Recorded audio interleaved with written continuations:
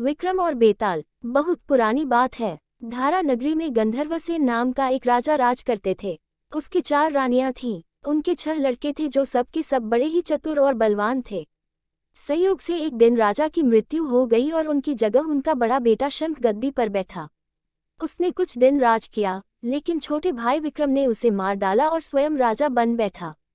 उसका राज्य दिनों-दिन बढ़ता गया और वह सारे जम्बूद्वीप का राजा बन बैठा। एक दिन उसके मन में आया कि उसे घूमकर सैर करनी चाहिए और जिन देशों के नाम उसने सुने हैं उन्हें देखना चाहिए। सो वह गद्दी अपने छोटे भाई भर्तृहरि को सौंपकर योगी बनकर राज्य से निकल पड़ा। उस नगर में एक ब्राह्मण तपस्या करता था। एक दिन देवता ने प्रसन्न होकर उसे एक फल दिया और कहा कि इसे जो भी खाएगा वह अमर हो जाएगा।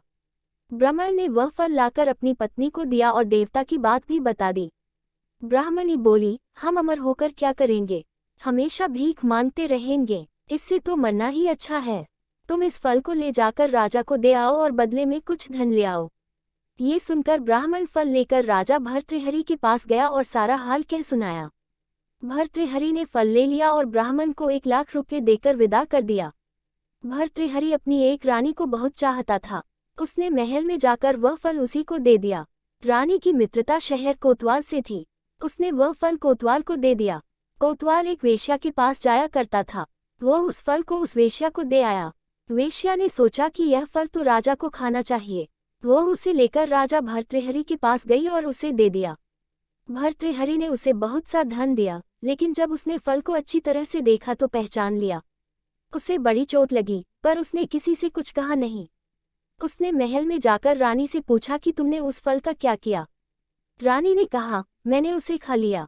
राजा ने वह फल निकालकर दिखा दिया। रानी घबरा गई और उसने सारी बात सच सच कह दी। भर्तृहरि ने पता लगाया तो उसे पूरी बात ठीक ठीक मालूम हो गई। वह बहुत दुखी हुआ।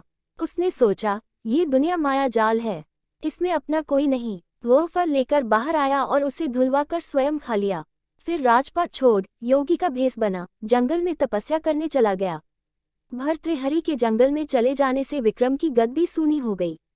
जब राजा इंद्र को ये समाचार मिला तो उन्होंने एक देव को धारा नगरी की रखवाली के लिए भेज दिया। वह रात दिन वहीं रहने लगा। भर्तृहरि के राजपाट छोड़कर वन में चले जाने की बात विक्रम को मालूम हुई तो वह लौटकर अपने देश में आया। आधी रात का समय था।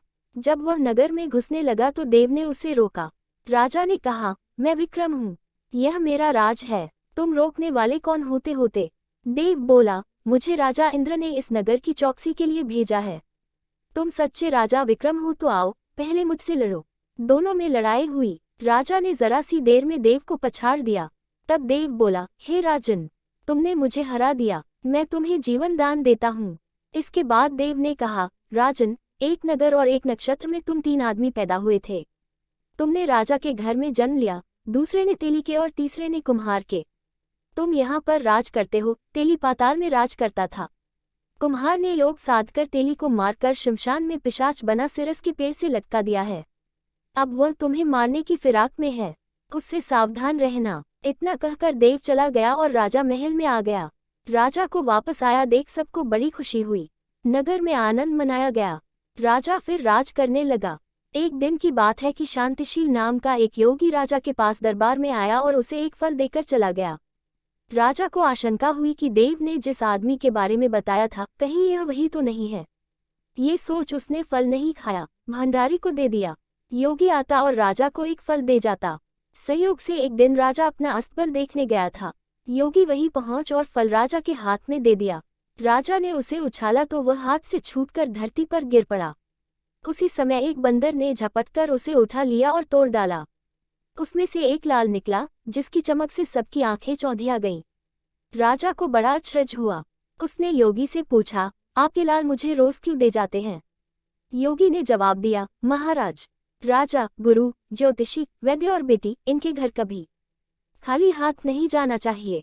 राजा ने भंडारी को बुलाकर पीछे के सब फल मंगवाए। तुड़वाने पर सब में से एक एक लाल निकला। इतने लाल देखकर राजा को बड़ा हर्ष हुआ। उसने जौहरी को बुलवाकर उनका मूल्य पूछा। जौहरी बोला, महाराज, ये लाल इतने कीमती हैं कि इनका मोल करोड़ों रुपयों में भी नहीं आंका जा सकता। एक एक लाल एक एक राज्य के बराबर है। ये सुनकर राजा योगी का हाथ पकड़कर गद्दी पर ले गया। बोला, योगीराज, आप सुनी हुई बुरी बातें दूसरों के सामने नहीं कही जाती। राजा उसे अकेले में ले गया। वहां जाकर योगी ने कहा, महाराज, बात यह है कि गोदावरी नदी के किनारे मसान में मैं एक मंत्र सिद्ध कर रहा हूँ। उसके सिद्ध हो जाने पर मेरा मनोरथ पूरा हो जाएगा। तुम एक रात मेरे पास रहोगे तो मंत्र सिद्ध हो जाएगा। एक दिन रात को हथियार बांधकर तुम अकेले मेरे पास आ जाना। राजा ने कहा, अच्छी बात है। इसके उपरांत योगी दिन और समय बताकर अपने मठ में चला गया। वह दिन आने पर राजा अकेला वहां पहुंचा। योगी ने उसे अपने पास बिठा लिया। थोड़ी देर बैठकर राजा ने पूछा, महाराज, मेरे लिए क्या आ गया है? योगी ने कहा, राजन, यहाँ से दक्षिण दिशा में 2 कोस की दूरी पर मसान में एक सिरस के पेड़ पर एक मुर्दा लगता है। उसे मेरे पास ले आओ, तब तक मैं यहाँ पूजा करता हूँ। ये सुनकर राजा वहां से चल दिया। बड़ी भयंकर रात थी। चारों ओर अंधेरा फैला था। पानी बरस रहा था। भूत प्रेत शोर मचा रहे थे। सांप आकर पैरों में लिपटते थे। लेकिन राजा हिम्मत से आगे बढ़ता गया। जब वह मसान में पहुंचा तो देखता क्या है कि शेर दहाड़ रहे हैं, हाथी चिंघाड़ रहे हैं, भूत प्रेत आदमियों को मार रहे हैं।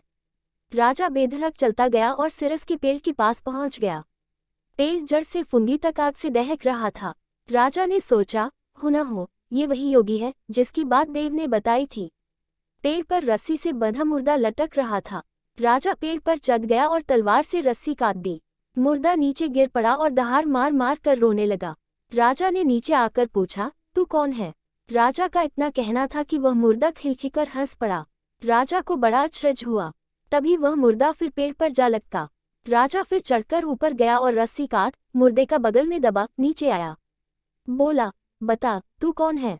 मुर्दा चुप रहा। तब राजा ने उसे एक चादर में बांधा और योगी के पास ले चला। रास्ते में वह मुर्दा बोला, मैं बेताल हूँ। तू कौन है और मुझे कहाँ ले जा रहा है? राजा ने कहा, मेरा नाम विक्रम है। मैं धारा नगरी का राजा हूँ। मैं तुझे योगी के पास ले जा रहा हूँ। बेताल बोला, मैं एक शर्त पर चलूंगा। अगर तू रास्ते में बोलेगा तो मैं लौटकर पेड़ पर जा लटकूंगा। राजा ने उसकी बात मान ली।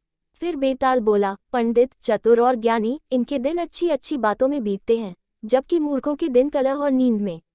अच्छा होगा कि हमारी राह भली बातों की चर्चा में बीत जाए। मैं तुझे एक कहानी सुनाता हूँ।